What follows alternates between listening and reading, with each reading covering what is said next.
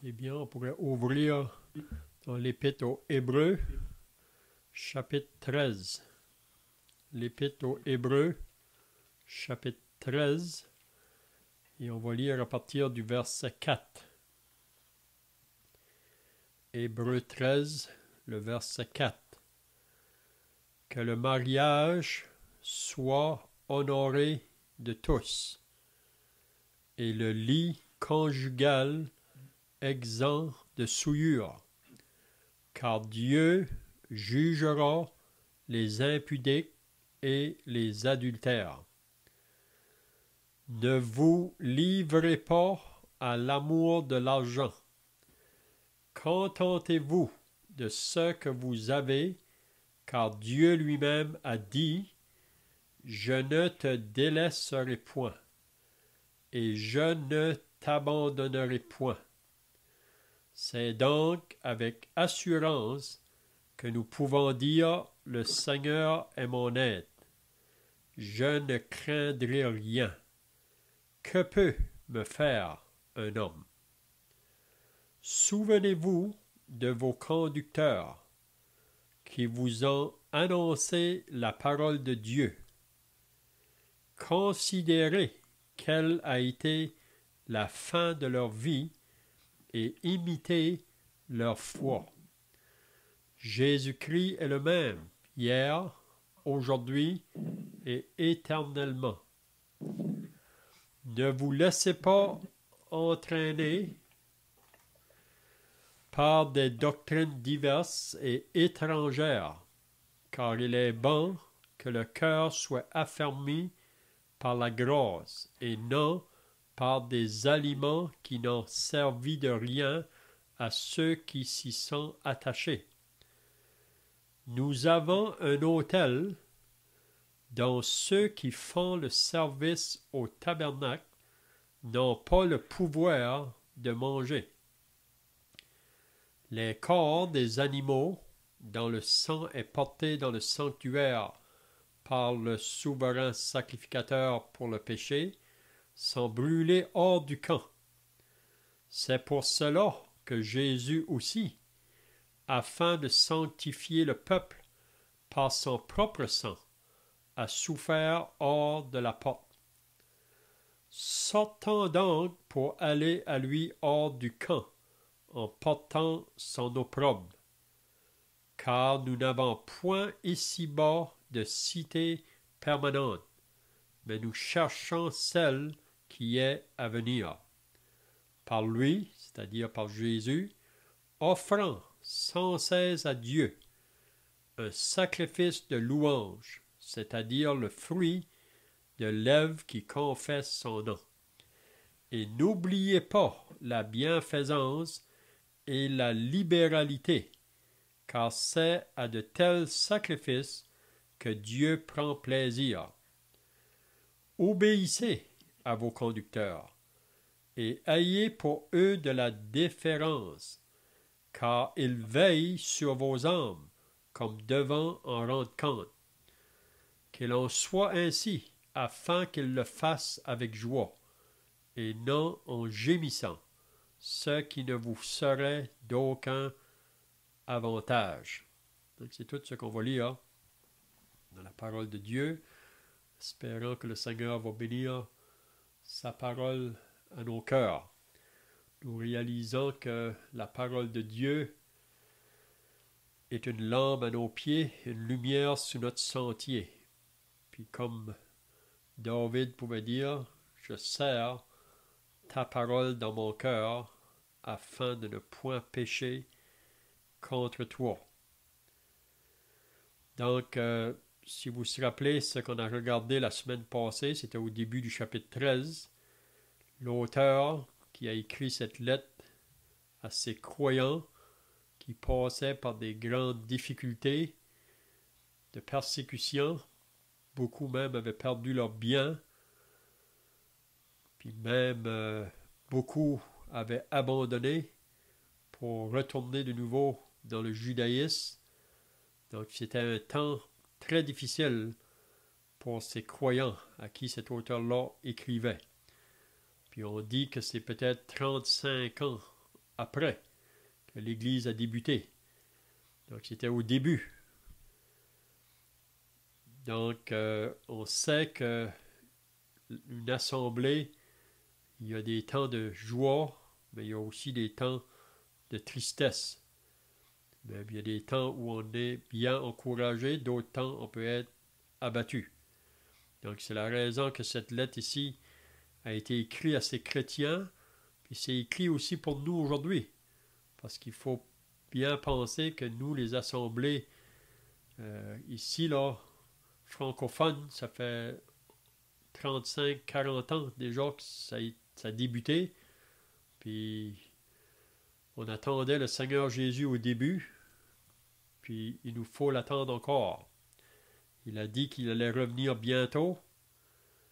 Ça fait 2000 ans passés, mais pour lui, un jour est comme 1000 ans est comme un jour. Donc, s'il n'est pas venu encore, c'est parce qu'il y a encore des âmes à être ajoutées à l'Église. Donc, on avait vu la semaine passée, à la fin de cette lettre, ici au Hébreu, là, que l'auteur va donner des exhortations à ses croyants. Puis une des premières choses qu'on avait vues la semaine passée, c'était de persévérer dans l'amour fraternel. Persévérer dans l'amour des frères, des sœurs. Donc c'est très important que nous persévérions dans cet amour, c'est-à-dire un attachement à nos frères et à nos sœurs. Parce que, comme on avait dit la semaine passée, le monde nous haït. Vous savez, le monde haït les enfants de Dieu. Puis on sait que le monde ne connaît pas cet amour-là que nous possédons maintenant, nous qui sommes sauvés. C'est un amour qu'on a reçu par l'Esprit, un amour qui nous fait aimer sans retour. Mais premièrement, on devrait persévérer dans cet amour-là envers la famille de Dieu, mais aussi on est appelé à aimer le monde qui nous entoure. Puis vraiment, si on a un amour pour ce monde-là qui nous entoure, on va vouloir aller les chercher ou leur communiquer le message afin qu'ils soient sauvés.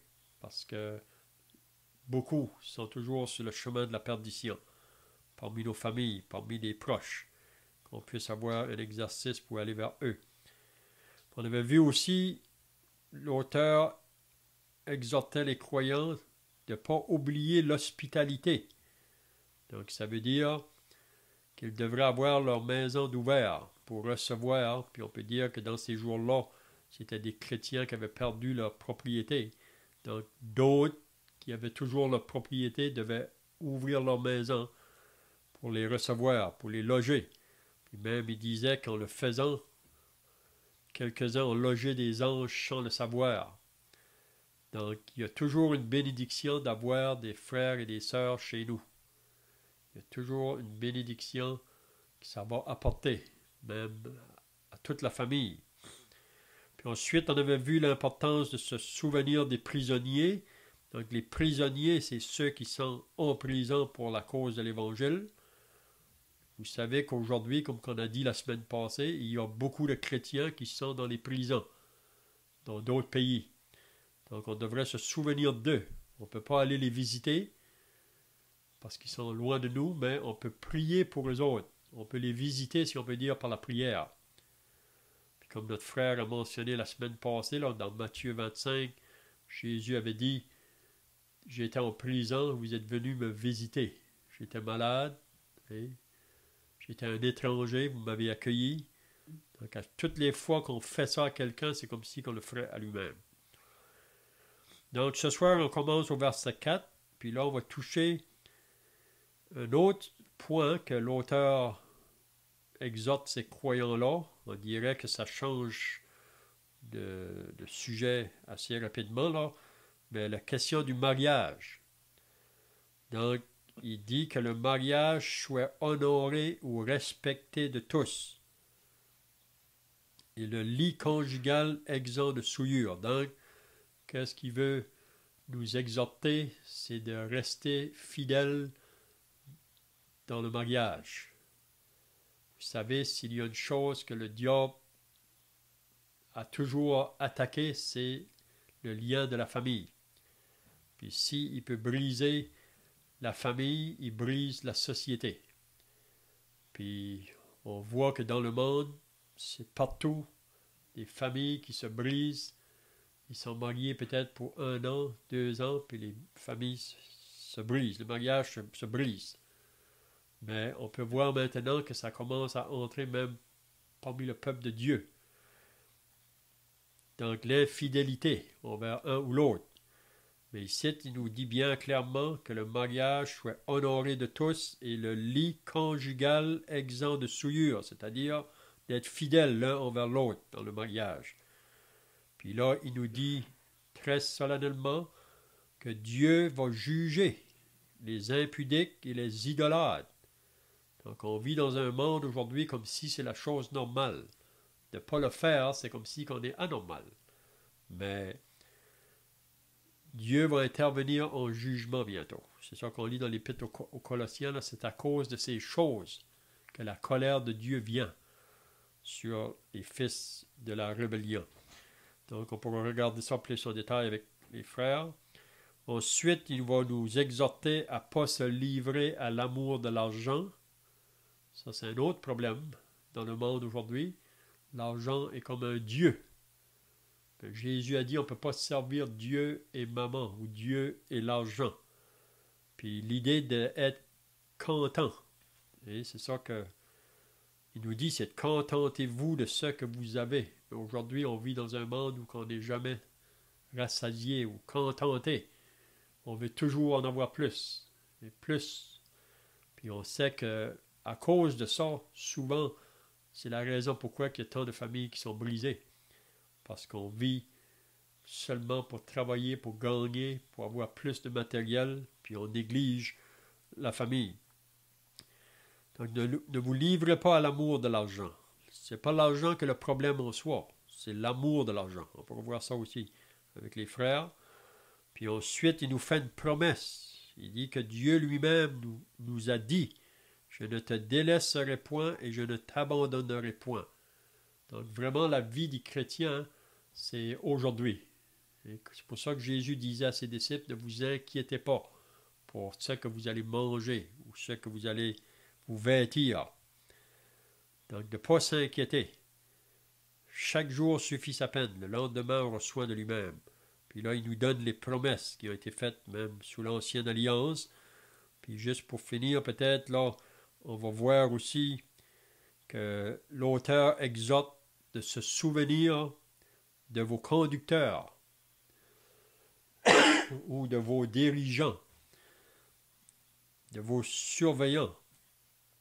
Puis ici, il parle de se souvenir des conducteurs qui ont été parmi eux, peut-être au début, mais maintenant ils sont morts. Pourquoi ils sont morts, on ne sait pas.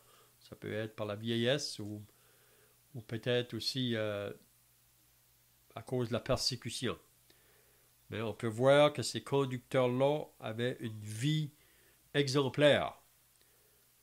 Des hommes qui marchaient par la foi.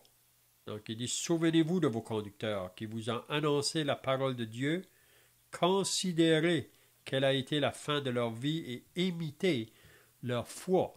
Donc on peut regarder à des hommes, puis on peut imiter leur foi, c'est-à-dire c'est parce qu'ils marchaient dans une vie de foi. Ils se confiaient en Dieu pour tous les besoins de leur vie de chaque jour. Puis là, il nous fait comprendre que Jésus-Christ est le même hier. Donc, si Jésus était là pour eux autres, hier, il va être avec nous aujourd'hui, puis il sera avec ceux qui vont venir après nous. Il est toujours le même. Donc, probablement qu'on n'ira pas beaucoup plus loin que ça ce soir, là, mais ensuite, il nous parle de ne pas se laisser entraîner par des doctrines diverses. Donc, avec l'aide du Seigneur, on demande aux frères si vous avez des questions ou des commentaires, il ne faut pas être gêné pour les communiquer. Donc, on va commencer au verset 4.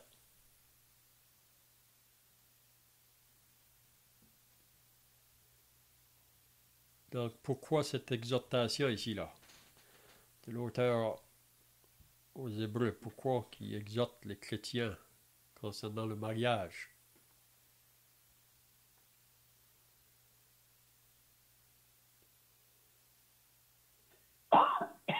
Est-ce qu'on peut voir là que si l'auteur emporte ça, que le mariage honoré de tous, il a dit conjugal, exemple de souillure. Est-ce qu'on peut voir là que les chrétiens étaient éloignés? L'auteur apporte ça aux chrétiens.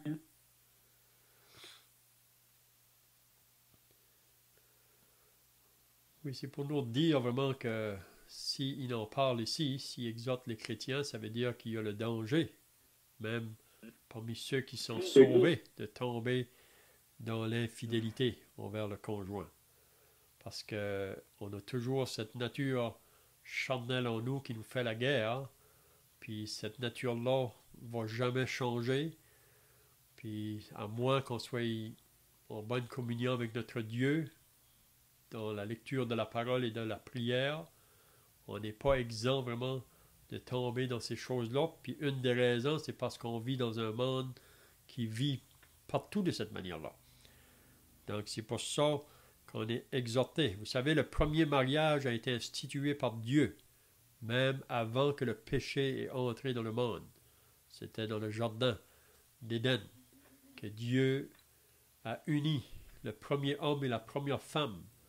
Et Dieu a dit que ce qu'il a joint, que l'homme ne le sépare pas. Il a dit l'homme quittera son père et sa mère et s'attachera à sa femme. Il ne dit pas à ses femmes, à sa femme. Hein? Puis ils vont devenir une seule chair. Mais c'est un côté qui est attaqué partout dans le monde aujourd'hui, le côté du mariage, puis on sait que c'est le diable qui est en arrière de ça. Peut-être des frères ont d'autres choses ici, là.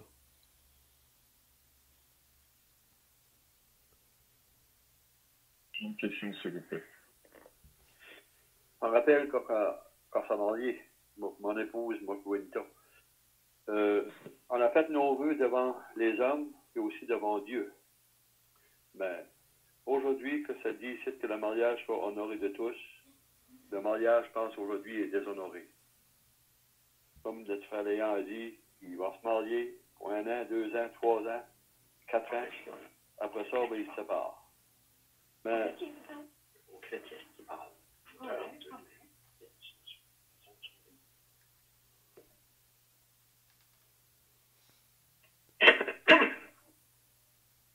Ben, dans ce mariage-là, c'est les enfants qui souffrent.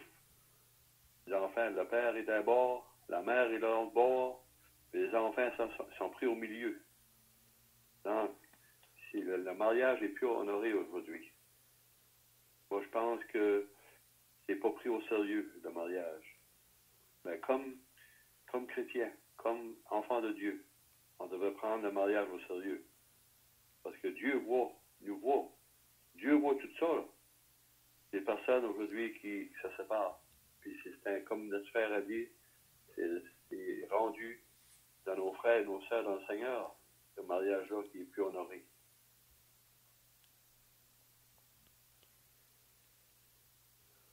Puis aussi, la raison, c'est parce que l'homme n'a pas la crainte de Dieu.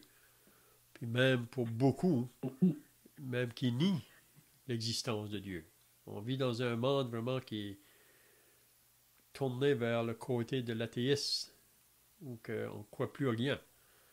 Donc, comme Paul dit dans l'Épître aux Corinthiens, les mauvaises compagnies corrompent les bonnes mœurs. Beaucoup disent qu'on a juste une vie à vivre, il faut en profiter.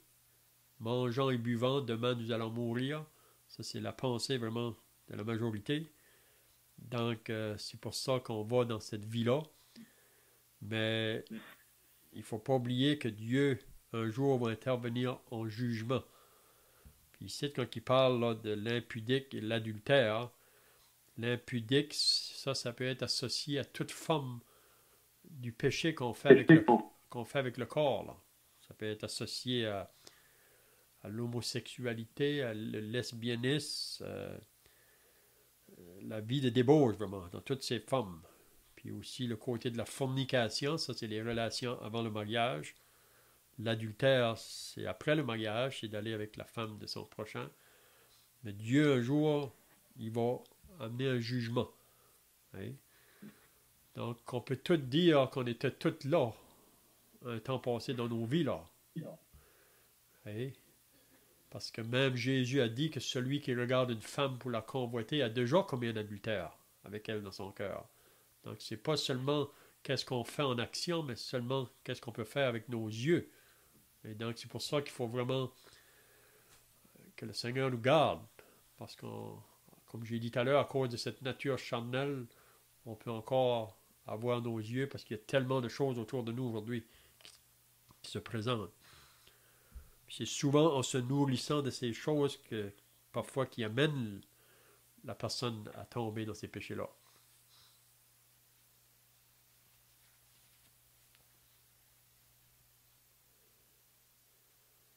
Je ne sais pas si les frères ont d'autres choses à ajouter ici, là, dans le verset 4.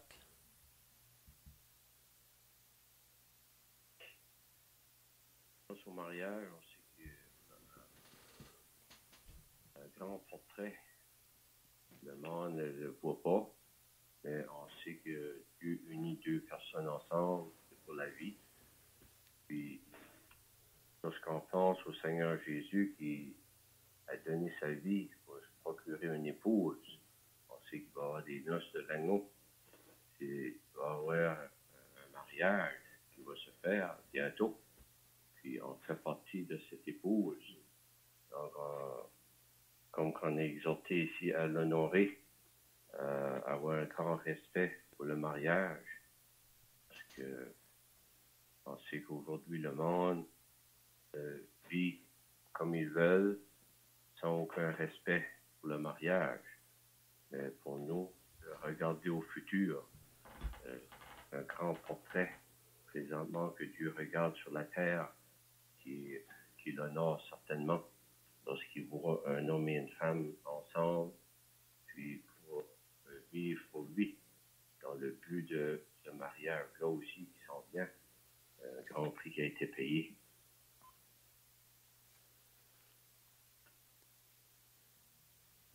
Je pense que pareil, c'est respecter le mariage et c'est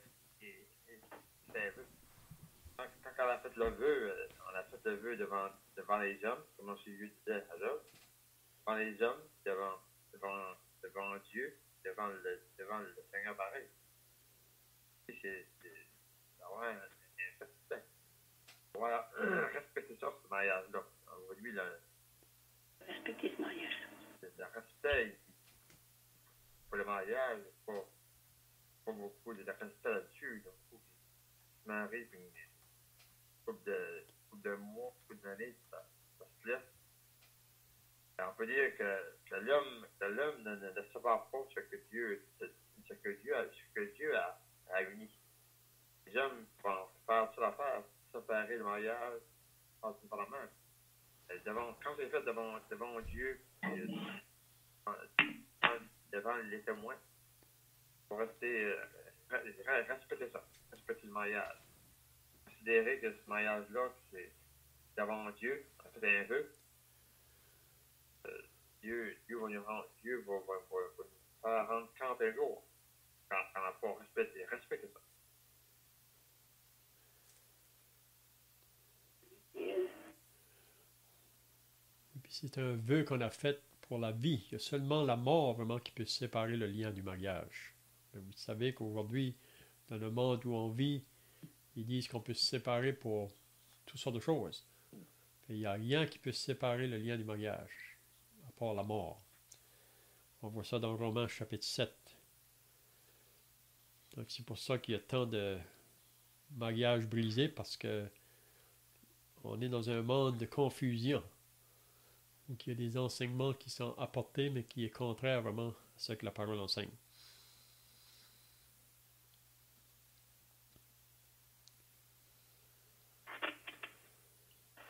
Il y avait aussi une pensée qui régnait à ce temps-là parmi des gens. Je me demande si ce n'était pas les gnostiques. Il y avait des gens qui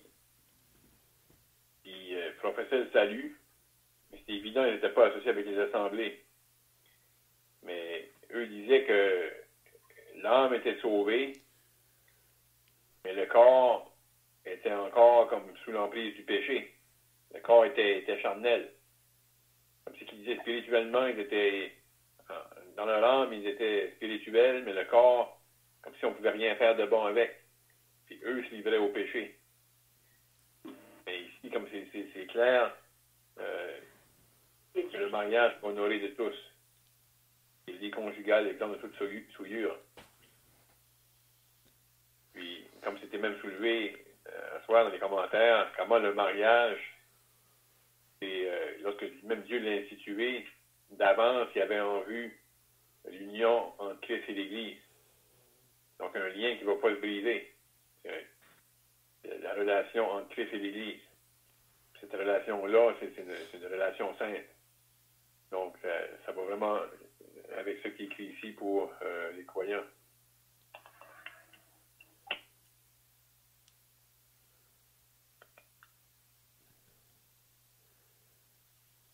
Donc le verset 5 maintenant, il nous dit « Ne vous livrez pas à l'amour de l'argent ».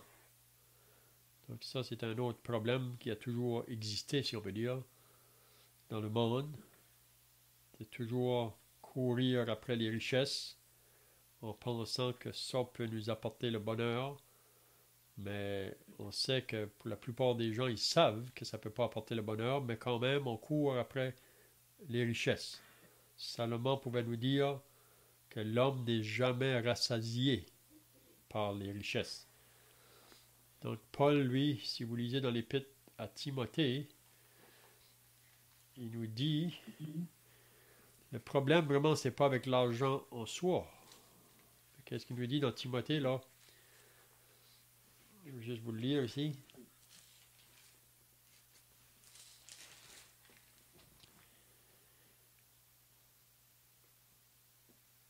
Il dit, si donc nous avons la nourriture, peut-être juste avant ça, c'est en effet une grande source de gain que la piété avec le contentement. Car nous n'avons rien apporté dans le monde et il est évident que nous n'en pouvons rien emporter. Si donc nous avons la nourriture et le vêtement, cela nous suffira. Mais ceux qui veulent s'enrichir, donc c'est là le problème, ceux qui veulent s'enrichir tombent dans la tentation, dans le piège et dans beaucoup de désirs insensés et pernicieux qui plongent les hommes dans la ruine et la perdition. Car l'amour de l'argent, donc c'est ça que l'auteur de l'Épître aux Hébreux nous dit, là, de ne pas se livrer à l'amour de l'argent. Car l'amour de l'argent est une racine de tous les maux. Donc, ça amène beaucoup de difficultés, l'argent. Et quelques-uns, en étant possédés, se sont égarés loin de la foi et se sont jetés eux-mêmes dans bien des tourments. Donc, on voit même que les croyants peuvent être affectés par ça. Donc, c'est pour ça, ici, l'auteur de l'Épître aux Hébreux parle à des chrétiens de ne pas nous livrer à l'amour de l'argent. Hein? Puis il nous dit de se contenter, d'être content avec les choses qu'on possède.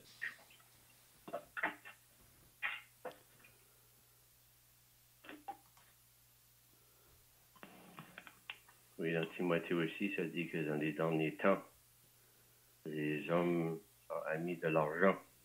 On sait aujourd'hui plus que jamais, le monde, partout jusqu'en bas, ou presque, c'est le bingo, les cartes de bingo, les billets de loterie, c'est les casinos. Le monde court pour ça aujourd'hui. C'est tout ce qu'ils font ça. C'est qu'ils pourraient gagner un gros lot d'argent. Mais pour nous, se contenter de ce qu'on a. Dieu va pourvoir nos besoins.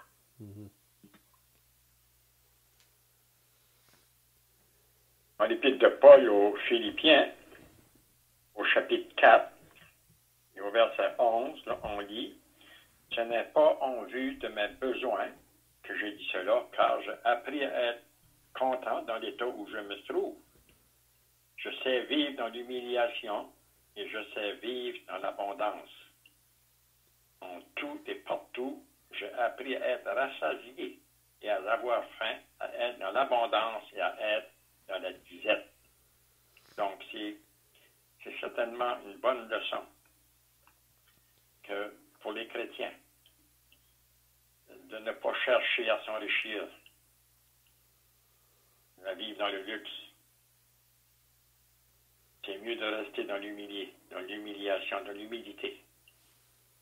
Parce que comme notre frère Léon pouvait dire, c'est la racine du mal, l'amour de l'argent.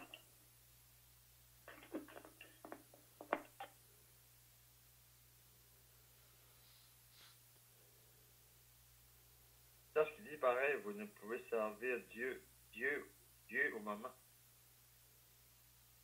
On dirait, c'est deux choses que le Seigneur dit. Ça ne pas dire que tu ne peux pas servir Dieu au moment, ou dans l'argent. Et soit un ou dans l'autre.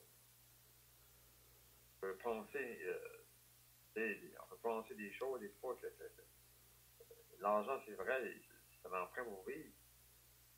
On va passer toujours le Seigneur avant l'autre. Aussi, les problèmes, pas beaucoup de problèmes, comme Père André dit. L'argent, c'est beaucoup de troubles, mais il faut en avoir pour survivre pareil. Mais Dieu pourvoit à nos besoins pareils. Arrête pas de pouvoir à chacun de nous autres.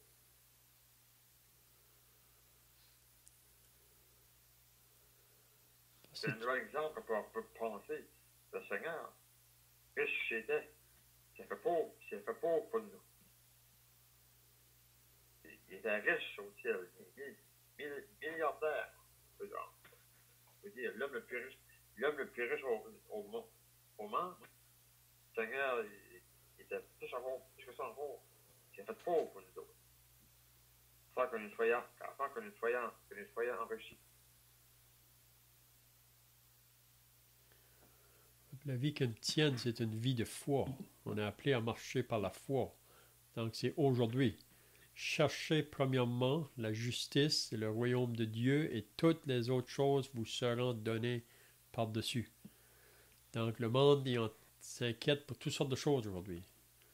Puis pour les biens matériels, pour la retraite, pour les enfants à l'école, Dieu dit de ne pas s'occuper de ça. C'est pas ça la priorité. C'est des choses qu'on est responsable pour, mais c'est pas ça qui devrait être nos priorités. Cherchez premièrement la justice et le royaume de Dieu, puis toutes ces choses-là, il dit, je vais vous les accorder. Ça va tomber en place, ça. Mais aujourd'hui, le problème, on fait toutes les autres choses, puis si on a du temps, on vient à Dieu. Et c'est pour ça qu'il y a tellement de difficultés dans le monde aujourd'hui, parce qu'on a abandonné Dieu. Mais nous, comme chrétiens, on ne doit pas vivre comme le monde vit autour de nous. C'est Dieu qui devrait avoir la priorité avant toute chose. Puis, on peut le dire par expérience, que Dieu a tout le temps pourvu à ceux qui ont été fidèles en le mettant en premier dans leur vie. Il va toujours pourvoir. C'est pour ça qu'il dit, je ne te délaisserai point, je ne t'abandonnerai point. C'est donc avec assurance que nous pouvons dire, le Seigneur est mon aide, je ne craindrai rien, que peut me faire un homme?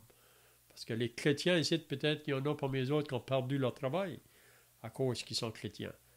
Mais il ne faut pas s'inquiéter. Dieu prend soin de nous. Dieu prend soin de ses enfants. Si vous avez perdu votre travail à cause de Christ, ne soyez pas craintifs. Il va pourvoir pour vous autres. Il va pourvoir.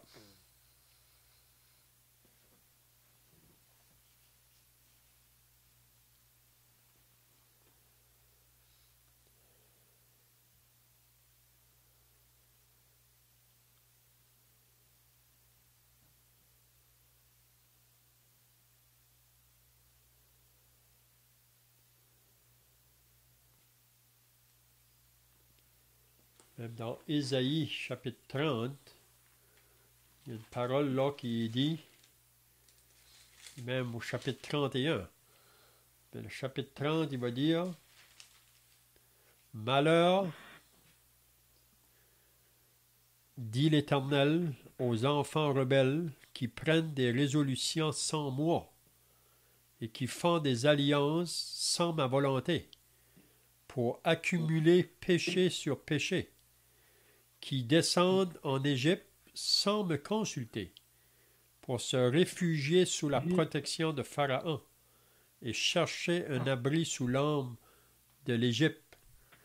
La protection de Pharaon sera pour vous une honte, et l'abri sous l'ombre de l'Égypte une ignominie. Puis au chapitre 31, il va dire un peu la même chose. Malheur à ceux qui descendent en Égypte pour avoir du secours, qui s'appuient sur des chevaux et se fient à la multitude des chars et à la force des cavaliers, mais qui ne regardent pas vers le Saint d'Israël et ne recherchent pas l'Éternel. Donc ici, c'est très clair. Vraiment, notre confiance est en Dieu et non pas à ce monde autour de nous autres. Dieu, c'est lui qui prend soin de nous. Hein?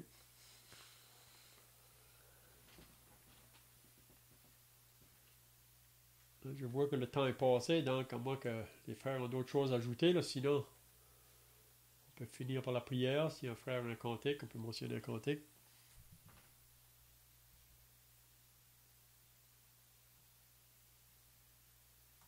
Prions, notre Dieu et notre Père, nous voulons maintenant terminer par la prière. Te rendant grâce et te remerciant pour ta parole que tu nous as donnée, pour qu'on puisse apprendre à connaître tes pensées et tes voies, qui sont souvent contraires aux nôtres. Nous voulons te remercier pour ces exhortations que nous avons pu trouver ce soir dans ta parole. Et ô Dieu, que nous puissions être de ceux qui marchent par la foi et non pas par la vue. Parce que nous savons, c'est quand que l'épreuve est sur notre chemin, c'est là, ô Dieu, qui va faire la différence, si on marche par la foi et non pas par la vue. Donc nous voulons remettre chaque frère et sœur entre tes mains ce soir. Bénis tous ceux qui étaient présents et que ta parole puisse être une source de bénédiction pour tous. Au nom du Seigneur Jésus. Amen.